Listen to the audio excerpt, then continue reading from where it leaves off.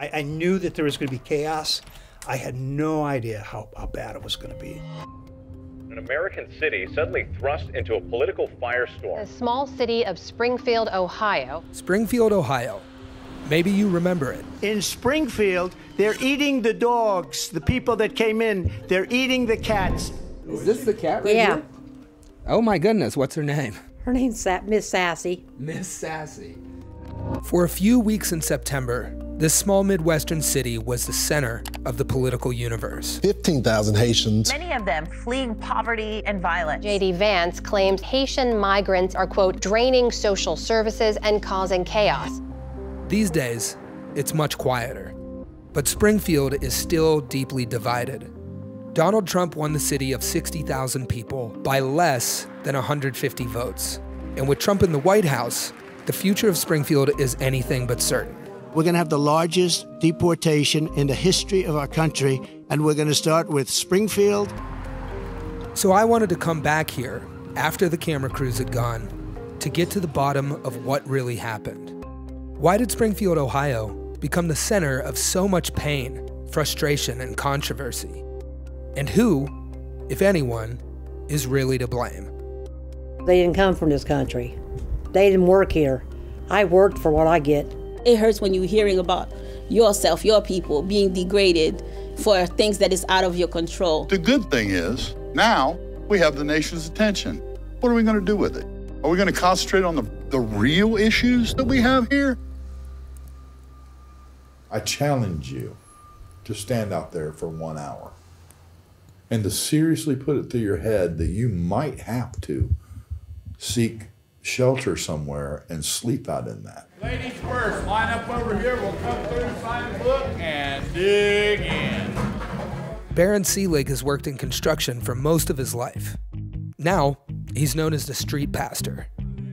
When I met him, he was running on about 3 hours of sleep after spending the last month setting up a warming center for Springfield's homeless. Swing the camera, that's my, that's it. I've been sleeping in that recliner since December 2nd. I found Baron because he went viral back in September. When everyone was talking about cats and dogs, Baron was focused on something else. There is not any relief for the homeless. The homeless people in this community are not the people you think they are. I served 2 tours in the Gulf. I received a Bronze Star and a Purple Heart, the same action. It don't mean nothing. Back then, I thought I did it for God and country. I did it for the man and woman standing next to me, because if we did our jobs, we all went home. Now that I sit back and I look at it, I went over there to fight a rich man's war for something that was wrong. And then when we come back, they don't provide the help. See, it's good people like him that's looked past, our past and our addictions and the things that we've done, and provides this. Yeah. He's provided me with hope. Right. In the last few years, Springfield saw its rents rise at one of the fastest rates of any city in the country. The city's services, hospitals and schools, have been stretched thin, and many in Springfield have been quick to blame their new Haitian neighbors. But it turns out, the problems in Springfield run a lot deeper. What was Springfield like before the Haitians came along? Was it all hunky-dory? Tell me about it. This is where you nail me, because I'm not going to lie. And all these people who want you to believe this was just utopia before that are liars, and that's bullshit. This town's not what it was when I was growing up. Mom, pop, baseball, apple pie, and Chevrolets, It's not here anymore. There was a time when Springfield was thriving. My grandfather came from a little town called Castleberry, Alabama. Back in the early 40s, he heard that jobs were plentiful in Springfield, Ohio. Jason Barlow used to work for a company called International Harvester, just like his dad and his granddad before him. When we were hired in here, we thought we hit the gold mine. Full benefits, free health care, we had a pension, and it was terrific. At its peak, International Harvester employed 10,000 people in the city. The coolest job you could have, International Harvester. If you worked there, you had made it. Life was like the Truman Show. And it really was like that here. In 1983, Springfield was featured on the cover of Newsweek, as the poster child of the American dream. Springfield is more than a city. It's a way of life. And that dream was made possible by organized labor. We had a very strong manufacturing base, and there was a lot of union density. Hannah Halbert is the executive director of Policy Matters Ohio. Ohio used to enjoy a higher median income than the U.S. average. The typical worker in Ohio would get a better deal for their labor here than other parts of America. Workers could come here, join together, and actually bargain for fair terms for their labor. It was a big union town. It really was. The people of Springfield believe in Springfield. They believe that what is to come will be even better. When you see your friends losing homes and families falling apart, I mean, it's horrible. After decades of growth, Springfield's fortunes began to turn. Corporations and their allies in government engineered trade deals that made it cheaper to move jobs abroad where they could pay workers less. In 2002, they shut this facility down, and they moved everybody out. So you went from 2,000 people to about 250 in that little automated facility. As the jobs left Springfield, so did the people. Springfield's population fell from more than 80,000 in the 70s to fewer than 60,000 by 2016. At the same time, Ohio's state government started cutting funding for essential services like schools and healthcare. Ohio and the U.S. has plenty of resources that could have devoted to making these communities closer to whole, helping them navigate these kinds of transitions. Policymakers just failed to do that sort of investment.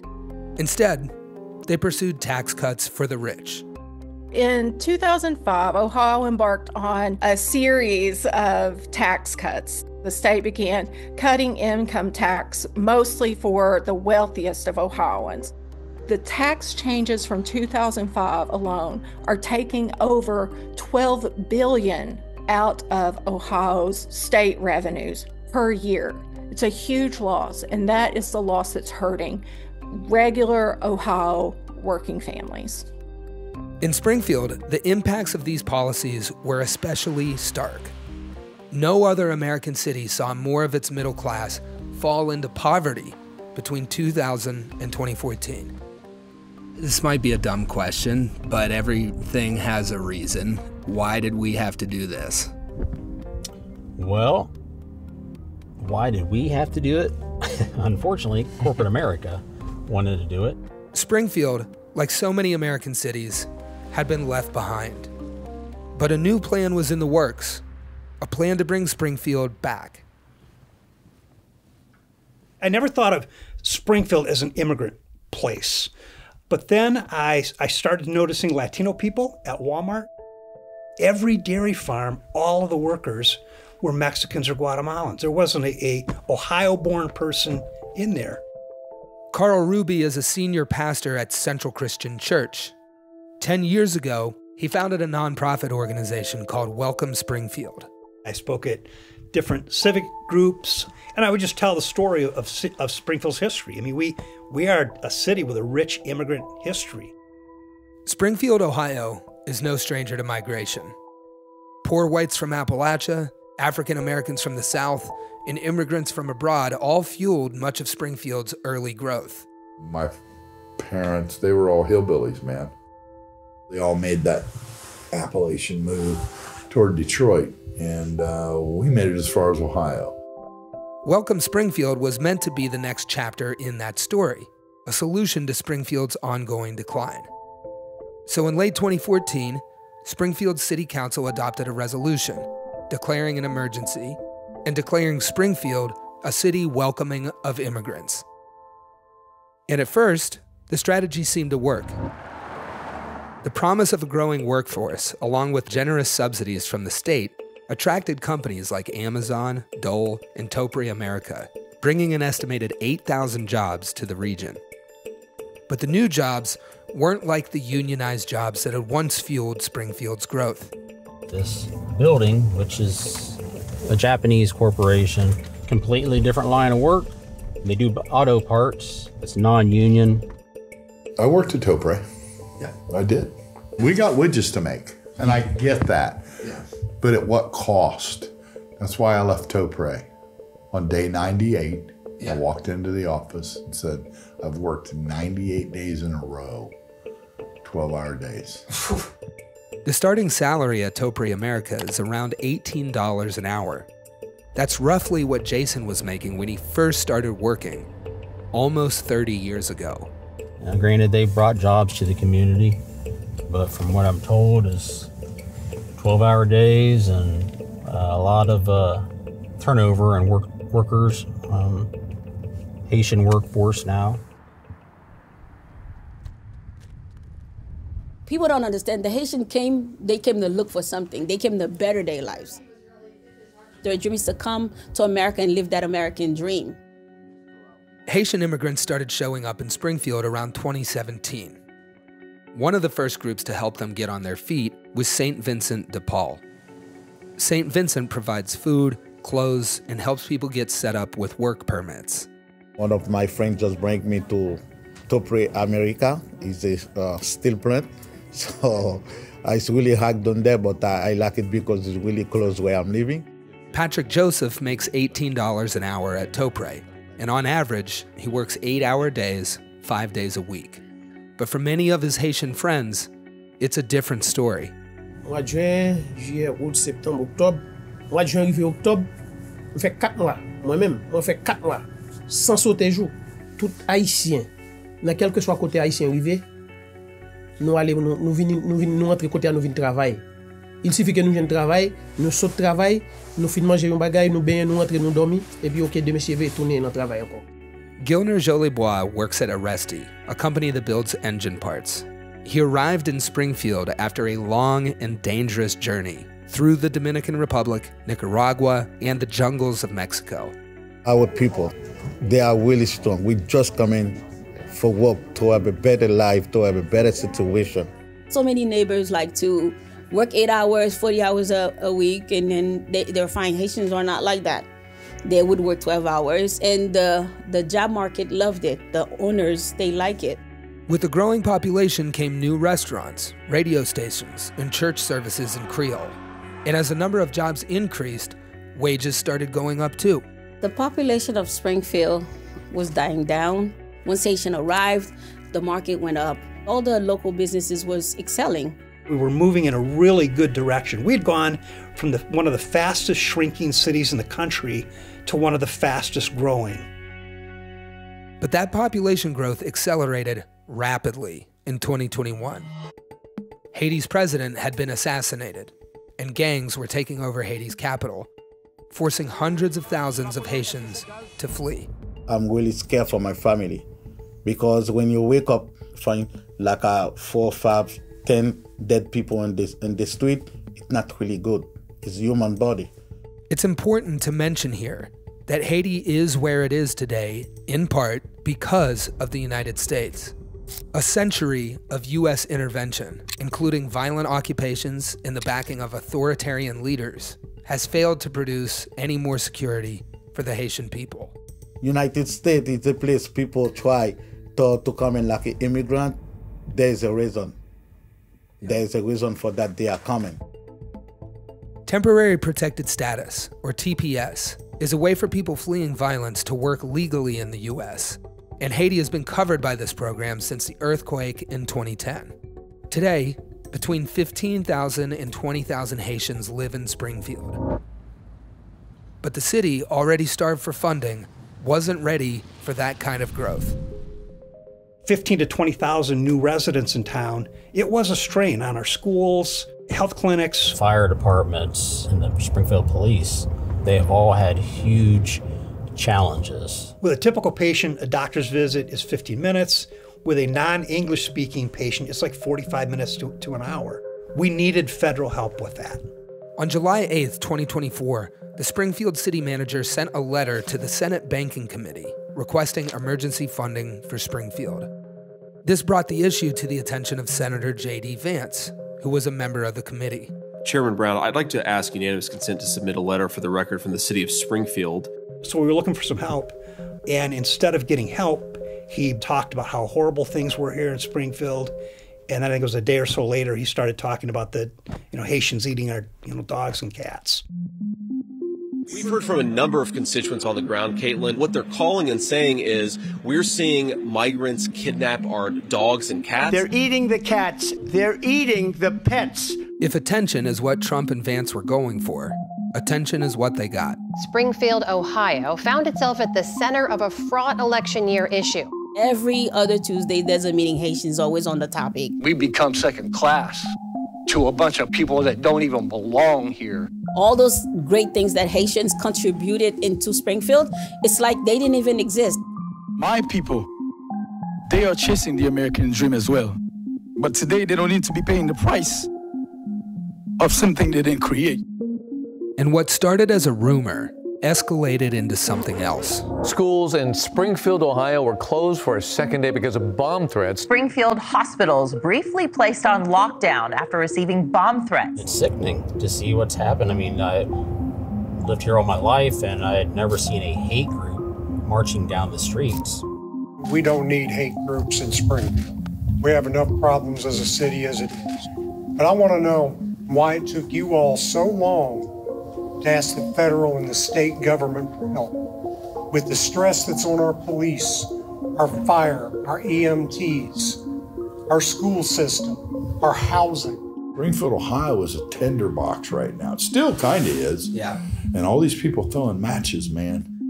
Why do you think so many folks are drawn to these kind of rumors? Why do they get such traction, do you think? I think rumors like that get traction among people who are struggling. And they're looking for someone to blame for their struggle. And it's easy to pick immigrants. Is this the cat right Yeah. here? Oh my goodness, what's her name? Her name's Miss Sassy. Miss Sassy. And this is Miss Sassy right here. Yep. Incredible. Anna and Ron Kilgore are both retired, living off of Social Security and disability payments. In September, their cat went missing. She must have got out the back door, so she's gone probably for a week. My daughter was over there digging their trash and found some stuff that looks like skin. And I called the police, and that's how it ended up getting in a police report. And that's how J.D. Vance's office got a hold of it. Hello, ma'am. This is Brian in the office of Senator J.D. Vance. His office wanted to know about the cat story, and I tried calling back and never got no answer. Really? Yeah, so I left a voicemail, and they never did call me back. And then the cat showed up again. Yeah, we found her in the basement. That's where you found the cat? Yeah, she was down there back in the back. You're a supporter of President Trump and Vance. The whole family is. The whole family is. Tell us a couple of reasons why you support Donald Trump. What about me and the border wall? Mm-hmm. Mm-hmm. And why is that so important to you personally? Because I'm on Social Security and can't afford to pay for stuff now. I can barely go to the grocery store and put food in my refrigerator. We was in the homeless shelter for a while. And both you and Ron? Yeah, me and Ron, my youngest daughter, and my older son. Have you seen your rent change in the last few years? How's it changed? When we first moved in, it was only $500, then it went up to $600, now it's $700. Why do you think that is? I think it's because they know they can rent it to a Haitian and get more money out of them.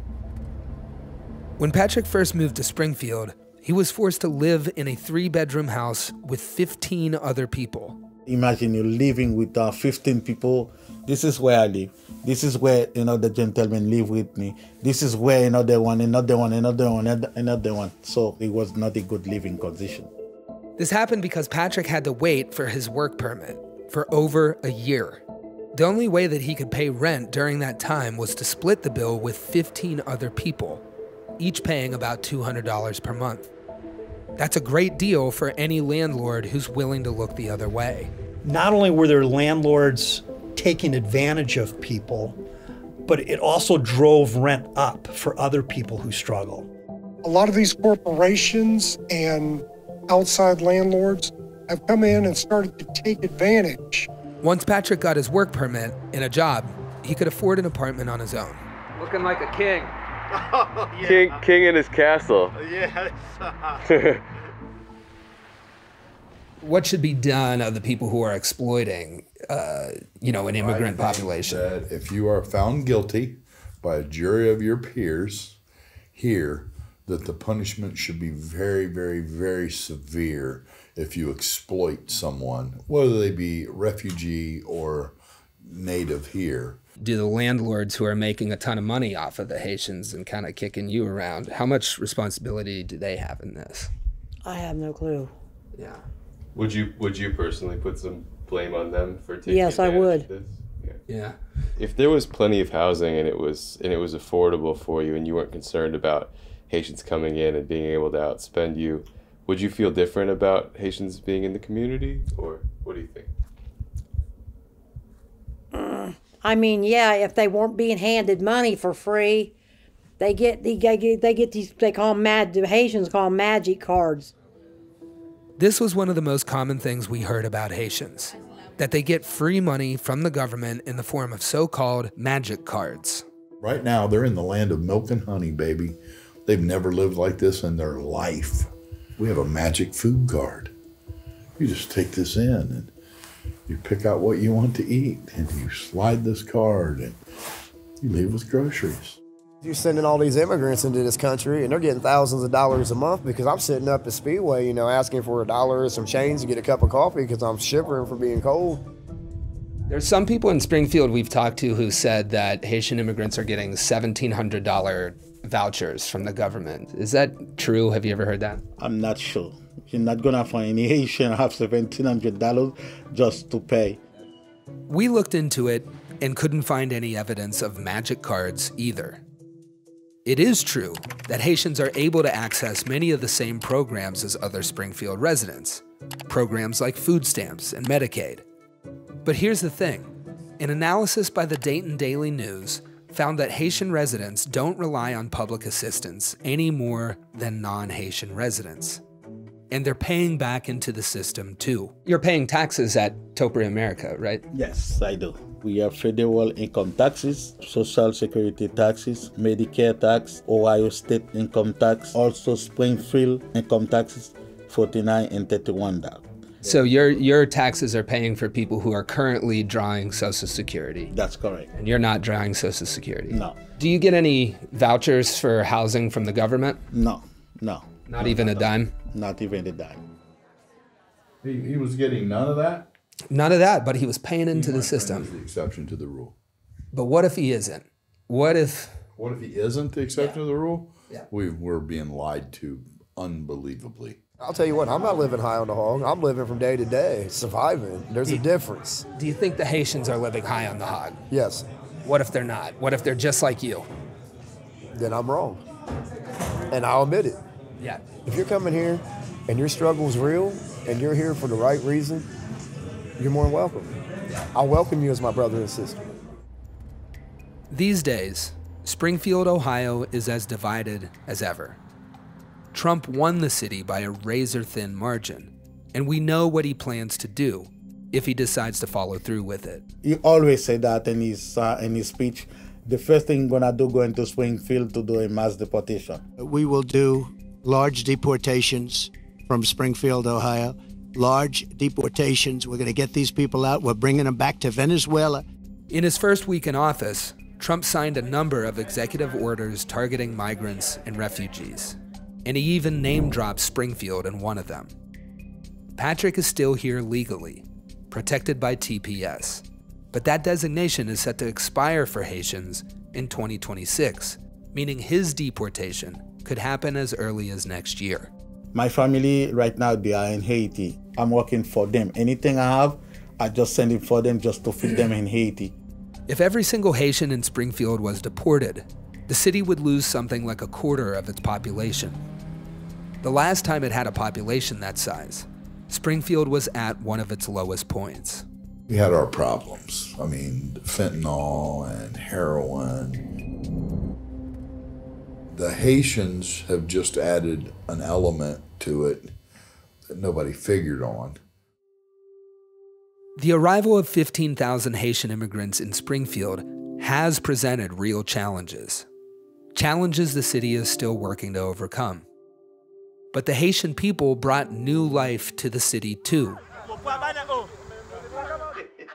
And no, they're not eating cats or dogs. Big bud. So it's worth asking, who profits from pitting people against each other, forcing us to fight over food stamps, low-paid jobs, and unaffordable housing? Who, if anyone, is really to blame? The only reason we are stuck in this us versus them scarcity battle is because the state of Ohio has made decisions to prioritize the wealthiest earners and some of the richest corporations on the planet. Shame on them. Topre, Dole. You want me to start naming them? Should they be forced to give back to the community in some way for kind of benefiting from this? Absolutely. Yeah. Any billionaire could bequeath a check to me to keep doing what I do and not even break a stride. Give me $1 billion and watch what I do. I would say that the city official has to embrace and encourage financially the community centers who are helping out the Haitian community. We have our family in Springfield. We have a lot of good people here. We just come in for only one reason: work, work, work, work to get a better life.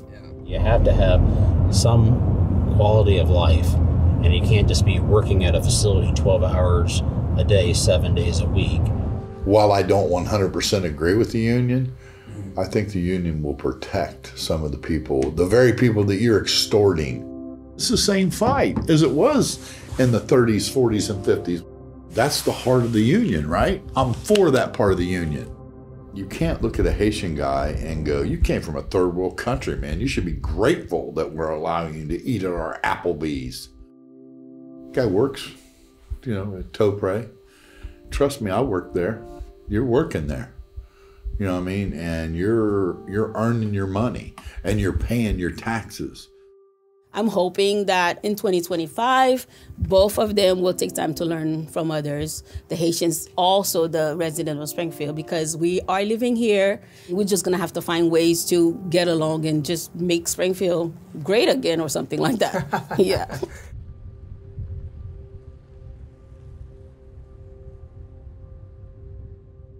Hi, thanks for watching our video. If you like this story and you want more stories like this, be sure to like and subscribe to the channel to get more Perfect Union in your feed. And if you have stories that you want us to investigate, drop them in the comments below.